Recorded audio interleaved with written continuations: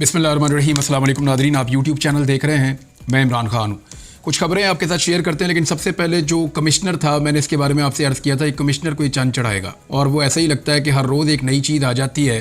वो कमिश्नर जिसको पाकिस्तान के जय्यद सहाफ़ी और बहुत सारे दानिश्वर ये कल तक साबित करने की कोशिश कर रहे थे कि वो ज़हनी मरीज़ है और ज़हनी तवाज़ुन खो बैठा है। कभी वो डांस करता है, कभी वो घर वालों से लड़ता है, कभी वो अजीब अजीब हरकतें करता है। यानी उसके बारे में बड़ी अजीबोगरीब किस्म की बातें पहले फैलाई जा रही थी कमिश्नर के बारे में, लियाकत चट्टा के बारे में। अब उस कमिश्नर का एक स्टेटमेंट आया और वो सारे नाच नाच के घुंघरू तोड़ रहे हैं कि जनाब कमिश्नर का स्टेटमेंट आ गया, कमिश्नर का स्टेटमेंट आ गया, और बड़ी खुशियां मना रहे हैं। तो अब उन्हें लगता है कि वो कमिश्नर ने ये वाला जो स्टेटमेंट दिया है, इस वक्त उसको पागलपन का दौरा नहीं पड़ा हुआ। यानी जब वो कमिश्नर बात करता है ऐसी कि जिसमें धांधली हो, तो ये सारे उछलना कूदना शुरू कर देते हैं कि ज़हनी मरीज हो गया। जैसे ही वो बात करेगा कोई और, तो ये सारे जो है उछलना कूदना शुरू हो जाते हैं कि जनाब अब वो ज़हनी मरीज नहीं है, बिल्कुल नॉर्मल हो गया। मामला जो है वो कमिश्नर की ज़हनी हालत का नहीं है, मामला मुझे इनकी ज़हनी हालत का लगता है बेचारों की। क्योंकि इनको जैसे ही धांधली का नाम लो तो ये एक अजीब किस्म की कैफियत में चले जाते हैं। इनके मुंह से झाग निकलना शुरू हो जाती है फॉर्म 45 का नाम सुनते ही,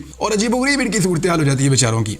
तो मुझे तो इनके ऊपर तरस आ रहा है। अगर ये हुकूमत बन भी गई, नवाज शरीफ को, उसके खानदान को नवाज भी दिया गया, तो क्या फ़ायदा। यानी अवाम तो इनको इक़्तिदार में देखने के बावजूद भी पाकिस्तान का हुक्मरान नहीं मानेगी। वो इसलिए कि लोगों ने इनको वोट ही नहीं डाला हुआ। यानी मेरिट चोर थी मरियम नवाज। एक दौर में बहुत सारे लोगों ने बताया कि उन्होंने मेरिट की खिलाफ वर्जी करते हुए एक कॉलेज में दाखिला लेने की कोशिश की, और उस दौर में जब कॉलेज ने उनको इनकार किया तो अपने वालिद गिरामी से कहकर उन्होंने वहाँ पे नौकरी से निकलवा दिया। और उसके बाद प्रोटेस्ट हुआ और फिर नवाज शरीफ साहब को अपना फैसला वापस लेना पड़ा।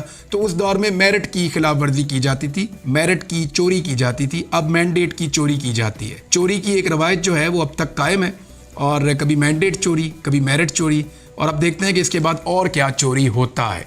बहरहाल स्टोरी जो है वो हम बात कर रहे थे कमिश्नर की। मरियम नवाज पे बाद में बात करेंगे। उन्होंने कुछ बड़े मज़ायका खेज स्टेटमेंट दिए हैं, उनमें से एक आपके सामने आज फिर रखूंगा। साबिक कमिश्नर रावलपिंडी, उन्होंने इंतखाबात में मुबैना धांधली के इल्जामात पर माफ़ी मांग ली। एक स्टेटमेंट उनका 2 सफ़ों का मार्केट में सर्कुलेट कर रहा है। ये वही सहाफ़ी और वही दानिश्वर लेकर आ रहे हैं जो थोड़े दिन पहले कह रहे थे कि ये तो ज़हनी मरीज़ है। और इस वक्त सिर्फ आप ये देख लें स्टेटमेंट सुनने से पहले कि कमिश्नर है कहाँ। देखिए, पहले एक खबर आई थी कि कमिश्नर को शायद गिरफ्तार कर लिया गया है, लियाकत चट्टा को। फिर उसके बाद एक तरदीद भी आई कि लियाकत चट्टा को गिरफ्तार नहीं किया गया। अब लगभग 5 दिन हो गए हैं, मेरी इस्लामाबाद में चंद सहाफ़ियों से बात हुई। मैंने सिद्दीक जान से बात की, साकिब बशीर साहब से बात की, 1-2 और दोस्त हैं उनसे बात की। मैंने उनसे पूछा जी मुझे बताएं कि लियाकत चट्टा है किधर। उन्होंने कहा जी नहीं पता कहाँ। ये पुलिस के बाद उन्होंने कहा जी हमें नहीं पता। अपने घर पे है, उन्होंने कहा जी हमें नहीं पता। सहाफ़ियों ने मुझे ये बताया कि इन्होंने कोशिश की उसको ट्रैक करने की, उसको ट्रेस करने की कि एक्चुअली लियाकत चट्टा अभी है कहाँ, लेकिन किसी को भी नहीं पता कि लियाकत चट्टा कहाँ है। तो एक तो ये बात है कि उनकी फैमिली को पता है या नहीं पता, ये मैं नहीं जानता। लेकिन सहाफ़ियों ने हाथ खड़े किए, उन्होंने कहा जी हमें नहीं पता कि लियाकत चट्टा कहाँ पे मौजूद है, किसके पास मौजूद है और क्या बात कर रहा है और कहाँ से क्या स्टेटमेंट दे रहा है, हमें इसके बारे में नहीं पता। और इस स्टेटमेंट की सेहत पे बकौल उन सहाफ़ियों के उन्होंने कहा हमें शक है, वो इसलिए कि ये इंडिपेंडेंटली उसने सामने आकर बात नहीं की, ना ये किसी मजिस्ट्रेट के सामने दी है। जो लीगल स्टेटमेंट होता है वो होता है, यानी इसकी कानूनी हैसियत कोई नहीं है। अगर एक स्टेटमेंट आया है और कहा यह जा रहा है कि जो इलेक्शन कमीशन ने एक कमेटी बनाई थी आला सतही, जिसने ये देखना था कि कमिश्नर के इल्जाम दुरुस्त हैं या गलत हैं, उसने पहले आरओ को सुना, फिर करते कराते कमिश्नर का ये स्टेटमेंट सामने आ गया। शायद ये स्टेटमेंट वहां से मंसूब किया जा रहा है, लेकिन इसकी कानूनी हैसियत नहीं है। एक कमेटी है, एक्चुअली जो कानूनी हैसियत होगी वो अगर एक दफा 164 का बयान दे कमिश्नर, अदालत के अंदर जाके मजिस्ट्रेट के सामने दफा 164 का बयान दे, तो उसकी कानूनी हैसियत है। वो भी इस सूरत में कि उस बयान के ऊपर मुतासिरा फरीक को जिरा करने का मौका मिले। जैसा कि आपको याद है एक स्टेटमेंट दिया था आजम खान ने एक स्टेटमेंट दिया इमरान खान के खिलाफ, लेकिन जब जिरा करने का मौका मिला तो उसके बाद आजम खान का आधे से ज्यादा स्टेटमेंट बदल गया था। उसका फायदा इमरान खान साहब को हुआ था। आइंदा जब ये केस चलेगा तो उसमें भी इमरान खान साहब को फायदा होगा। बहरहाल अब ये कमिश्नर साहब कहाँ है, कहाँ से स्टेटमेंट दे रहे हैं, लेकिन जो स्टेटमेंट है वो मैं आपको बता देता हूँ। अब वो ये कह रहे हैं कि पीटीआई रहनुमा के बहकावे में बयान दिया, रहनुमा का नाम नहीं बताया, और पीटीआई के दौरे हुकूमत में उनसे देरीना ताल्लुकात कायम हुए, साबिक कमिश्नर रावलपिंडी ने कहा, और उन्होंने माफी मांग ली। और उन्होंने अपने बयान में कहा कि तमाम जिम्मेदारी कबूल करता हूं और हुकाम के आगे सरेंडर करता हूं। पिंडी डिवीजन में किसी रिटर्निंग अफसर को किसी की हमायत या मुदाखलत का हुक्म नहीं दिया। साबिक कमिश्नर रावलपिंडी ने अपने बयान में कहा कि रिटायरमेंट की वजह से बहुत दबाव में था। 32 साल सरकारी खिदमत अंजाम दी। 13 मार्च 2024 को मैंने रिटायर होना था। उन्होंने कहा कि मेरे तमाम इल्जामात झूठे थे। पीटीआई के एक रहनुमा के बहकावे में आकर बयान दिया। पीटीआई दौरे हुकूमत में इस लीडर के साथ देरीना ताल्लुकात कायम हुए, लीडर का नाम नहीं बताया। 9 मई वाकये के बाद पीटीआई रहनुमा लाहौर में रूपोश और राब्ते में था। वादे रहे कि 17 फरवरी को कमिश्नर रावलपिंडी लियाकत अली चट्टा ने प्रेस कॉन्फ्रेंस में कहा था कि मुझे कुछ अरसा पहले इलेक्शन ड्यूटी पर लगाया गया था, लेकिन मैं अपनी जिम्मेदारी पर शर्मिंदा हूं और मैंने जो जुर्म किया इस पर मुझे सजाए मौत दी जाए। ये पहले उन्होंने कहा था कि मैनू सजाए मौत दे दो, मैंने बहुत धांधली करवाई, मेरे आरोज रो पिट रहे थे और बड़ा उन्होंने कहा जी मेरा ज़मीर जाग गया है, सुबह फजर के बाद मैं खुदकुशी करने लगा था, तो अब मैं जोर से पहले ये प्रेस कॉन्फ्रेंस कर रहा हूं और मैं कौम को बताना चाहता हूं कि मैं कौम का मुजरिम हूं।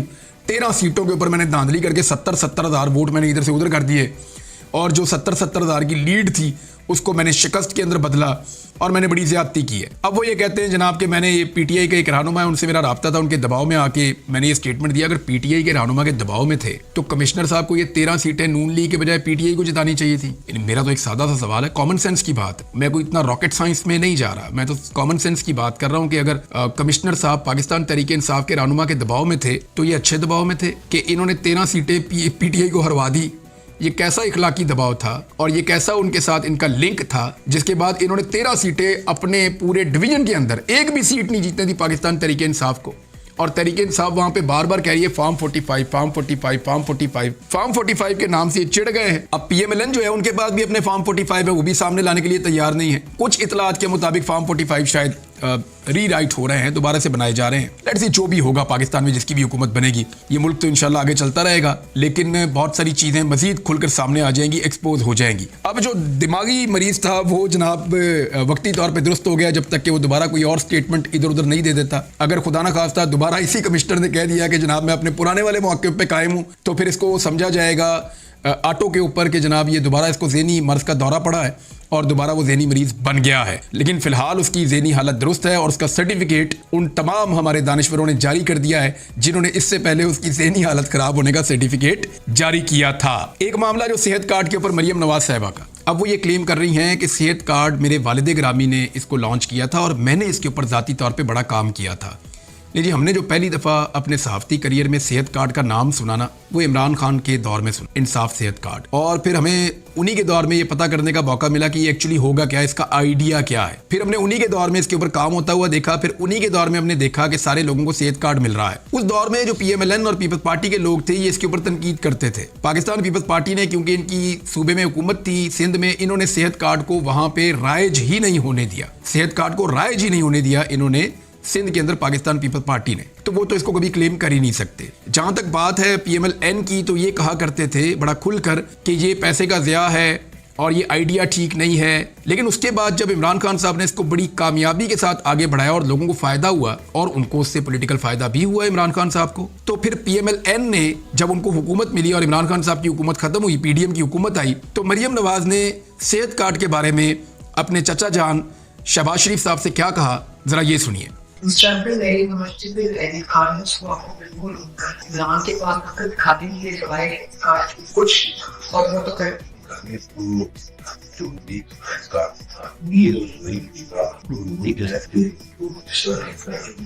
हमने यही किया था, आपको याद है हमने तो $102 नीचे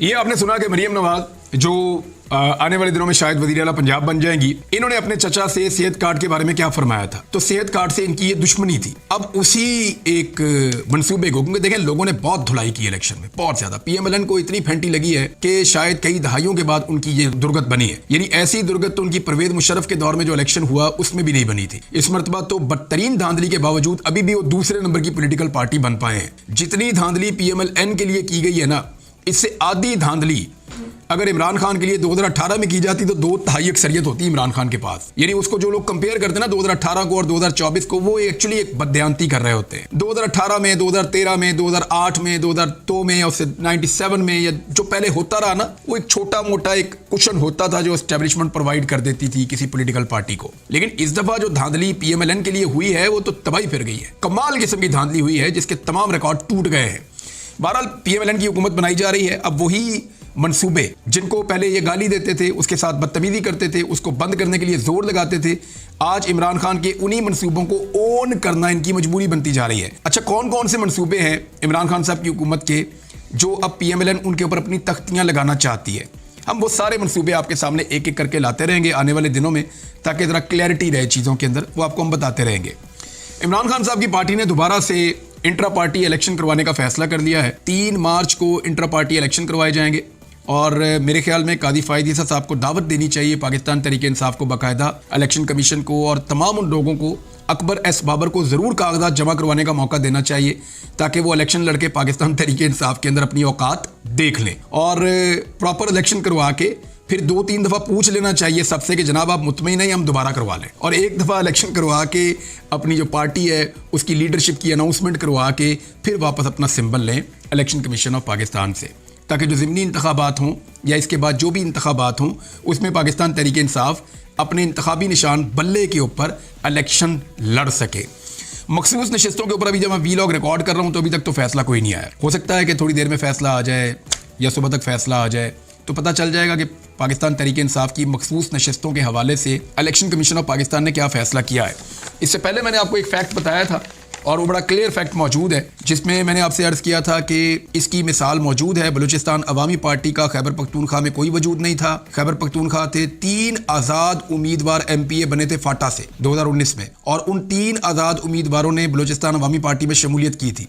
बाद में इन्होंने एक दरख्वास्त दी थी और एक फहरिस्त जमा कराई थी, जिसके बाद बसीरत बीबी गालिबन उनका नाम था खातून का, उनको MPA मखसूस नशस्त के ऊपर बना दिया गया था। तो एक प्रेसिडेंट मौजूद है, इसी प्रेसिडेंट को इस्तेमाल करते हुए पाकिस्तान तहरीक इंसाफ फ़ायदा उठा सकती है और उनको मखसूस नशस्तों पे उनकी ख़वातीन को मौका मिल सकता है कि वो आएँ और आकर ऐवान के अंदर बैठें और तर्जुमानी करें अपनी पार्टी की। अच्छा जी, मेरे पास 2 स्टेटमेंट मौजूद हैं। एक सुप्रीम कोर्ट ऑफ पाकिस्तान का स्टेटमेंट है, वहाँ से एक प्रेस रिलीज जारी हुई है जो एक कंट्रोवर्सी उठी हुई है कादी फायद ईसा साहब के एक फ़ैसले के हवाले से, और दूसरी जानिब जो है उलमा इकराम का एक मुतफ़िक़ा भी एक मेरे पास स्टेटमेंट मौजूद है। पहले ये देख लेते हैं कि जो प्रेस रिलीज है सुप्रीम कोर्ट ऑफ पाकिस्तान की वो क्या कहती है, और वो ये कह रही है कि सुप्रीम कोर्ट के एक फ़ैसले की गलत रिपोर्टिंग की वजह से कई गलत फहमियाँ पैदा की जा रही हैं और ऐसा तासुर दिया जा रहा है जैसे सुप्रीम कोर्ट ने दूसरी आइनी तरमीम मुसलमान की तारीफ से इनहराफ किया है और मज़हब के खिलाफ जराइम के मुताल्लिक़ मजमुआ ताज़ीरात पाकिस्तान की दफ़ात ख़त्म करने के लिए कहा है।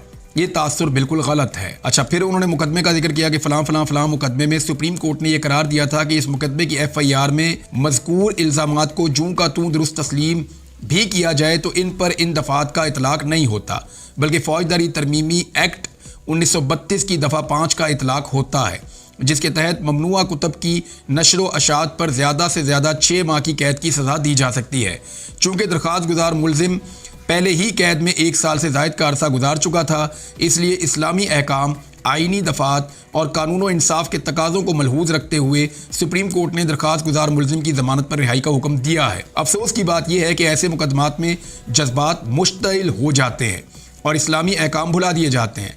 फ़ैसले में कुरान मजीद की आयात इसी सियाक़ो सबाक़ में दी गई हैं। फ़ैसले में गैर मुस्लिमों की मजहबी आज़ादी के मुताल्लिक़ इस्लामी जमहूरिया पाकिस्तान के आइन की जो दफ़ात नकल की गई हैं, इनमें वाज़ेह तौर पर यह कैद मौजूद है कि ये हुकूक कानून, अमन व अमा और इखलाक के ताबे ही दस्तयाब होंगे।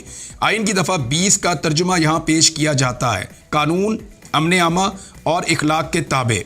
हर शहरी को अपने मज़हब की पैरवी करने और इस पर अमल करने और इसे बयान करने का हक होगा। और बी जो है वो ये कहता है कि हर मजहबी गिरोह और उसके हर फ़िरके को अपने मजहबी इदारे कायम करने, इनकी देखभाल और इनके इंतज़ाम का हक होगा।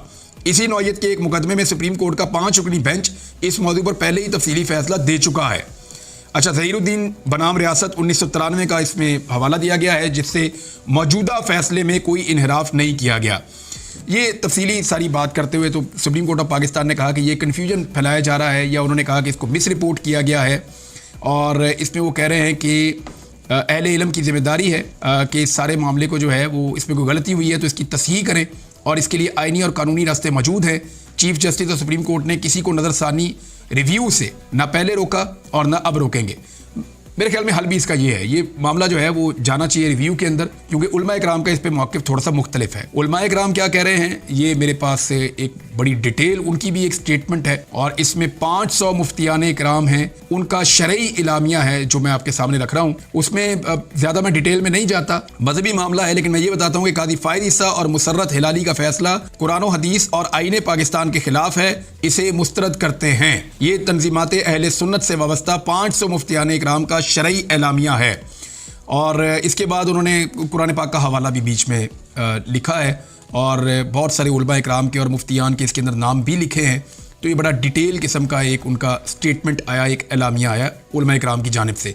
दीगर उलमा इकराम भी इस पर बात कर रहे हैं। देखिए, इससे पहले जो मज़हब कार्ड है ना, वो बड़ा खौफनाक तरीके से 2022 में PMLN ने और कुछ और लोगों ने इस्तेमाल किया था इमरान खान के खिलाफ। आपको याद होगा जब एक मज़हब कार्ड इस्तेमाल करके उनकी जान को खतरे में डाल दिया गया था और उन पे गोलियां तक चल गई थी। आपको अच्छी तरह याद होगा, उस दौर में भी मैंने इसकी मुखालफत की थी। मैं आज भी इसकी मुखालफत करता हूँ। देखें, जब इमरान खान के खिलाफ मज़हब कार्ड इस्तेमाल किया जा रहा था तो उलमा इकराम ने उसको सपोर्ट नहीं किया था। पाकिस्तान के उलमा इकराम ने या मुफ्तियान इकराम ने उस वक्त इमरान खान के खिलाफ जो एक प्रोपेगेंडा जारी था उसके ऊपर गो के उन्होंने बात ना की हो, लेकिन इसको सपोर्ट नहीं किया था क्योंकि वो एक झूठा प्रोपेगेंडा था, तौहीद मज़हब का इमरान खान के खिलाफ बनाया जा रहा था। इसी तरह आज भी मैं सपोर्ट नहीं करूंगा किसी ऐसी चीज़ को जिससे किसी की जान को खतरे में डाल दिया जाए।